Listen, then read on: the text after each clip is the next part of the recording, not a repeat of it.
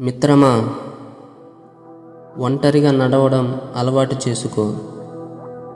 ఎందుకంటే నీతో ప్రయాణం ప్రారంభించిన వారందరూ నీతో పాటు చివరి దాకా నడవలేకపోవచ్చు.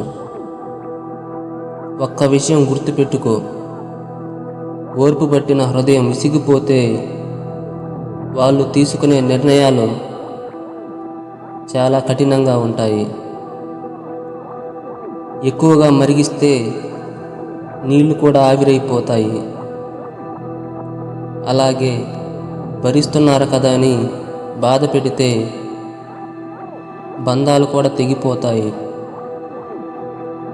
నీ మార్గంలో నువ్వు ప్రయాణిస్తుంటే రాళ్ళు విసురుతారు, నిందలు అపనిందలు వేస్తారు, అనుమానిస్తారు, అవమానిస్తారు. అవన్నీ పట్టించుకుంటే నువ్వు కాస్తంతైనా ముందుకు వెళ్ళలేవు. ఈ ప్రపంచంలో చెడ్డవారిని కనిపెట్టడం చాలా కష్టమైపోయింది.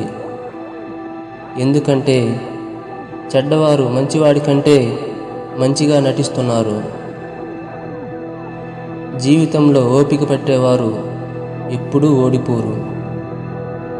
ఒక్కసారి ఓపిక పట్టి చూడు, నీ జీవితం నీకు చాలా నేర్పిస్తుంది.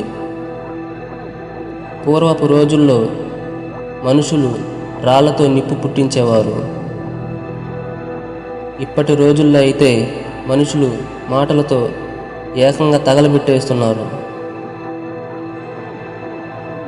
నువ్వు 100 మాటలు మంచిగా మాట్లాడి చివరిలో ఒక్క మాట తప్పుగా మాట్లాడినా ఆ తప్పు చెడుగా మారి నువ్వు మాట్లాడిన 100 మాటలను మంచితనాన్ని గ్రహింపక చెడుగానే చిత్రీకరిస్తాయి.